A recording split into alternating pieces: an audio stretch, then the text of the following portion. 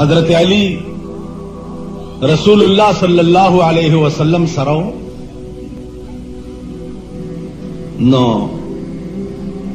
मुंज वक्त शो ओबनवे हजरत अली ته وی چې او بچرته پیدا کا هغه د یو غره نه هغه غاړه لاړو یو حبشي غلام دی او هغه مشک ډکای حضرت علی ورته فرمایل چې دا مشک لګ مال راکا رسول الله صلی الله علیه وسلم وبغختی دی په منډه ال توړم بیا د لراوړم ا غلام ورته وی چې نه زه بل کار کوه زه مالک له وبوړم حضرت علی ورته الله بنده انسان خو یې انساني همدردی مد نظر رسول الله وبغواړي نه منلا چې نه منلا حضرت علی دغه ځای نه ونیو او مشکې ته په زور واغست چې واغستو نو بونه ډکو یو ویړو رسول الله صلی الله علیه وسلم چې یو ویړو نو هغه پیغمبر دا مشک په دې خله باندې داسې ګوتې کې چې ګوتې کې خو نو صحابه ته وی چې اوس او د سونه مو کوي او همس کوي هغه وبې داسې راوړولې او 70-80 صحابه هغه او د سنم په وکړه او به مسکلې او چې مشک داسې کو ماغه سره ډاکو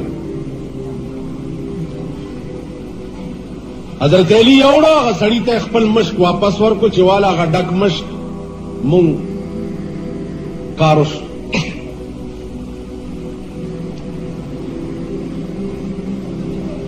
هغه حیران شو چې یا الله او یا اتیا کسانو دی باندې او دسمو کو ویمس کلی او مشک نه یو ساس کې هم نه کم شوی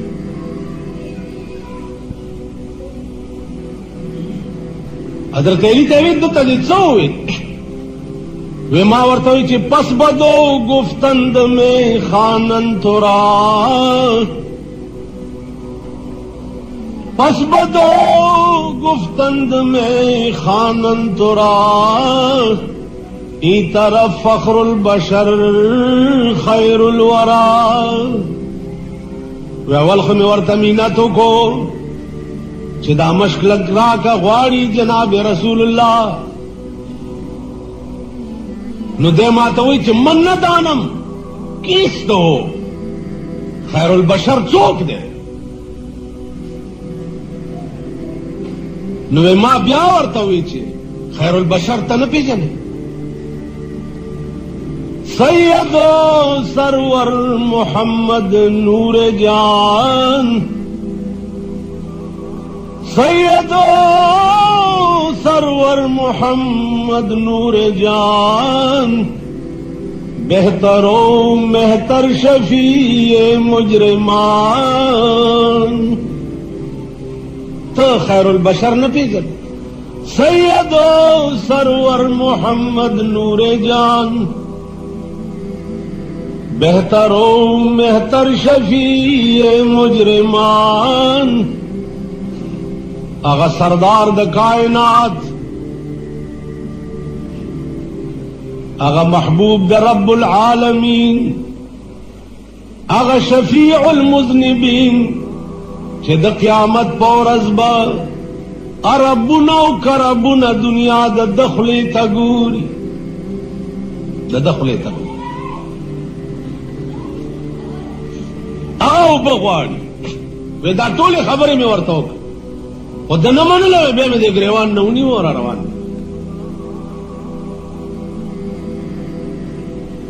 عزیزانو دا معجزه وا د جناب رسول الله صلی الله علیه وسلم که عقل ته وګورئ اوس عقل دا خبره څنګه منلی شي چې د مشک په خوله باندې ګوتې کېده او اوبه ترې راتویږه او هغې کې یو ساس کې مه کمیږه. دا خو عقل نه مني. معجزه وایي دې ته چې عقل عاجز شي او د هغې جواب نشي کولی.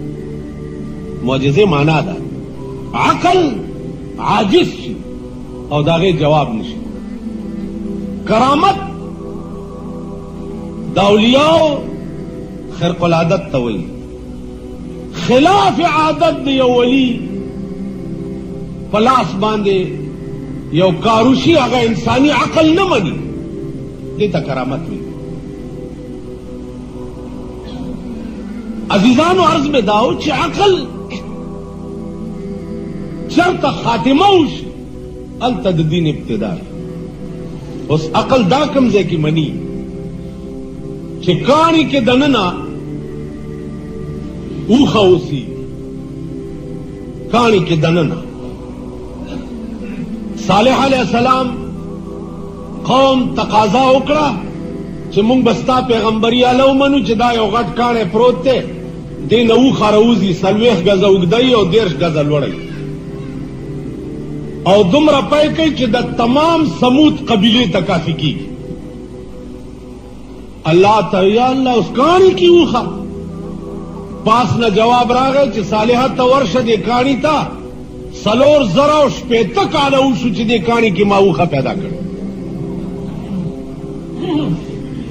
4,000 کاله وشو.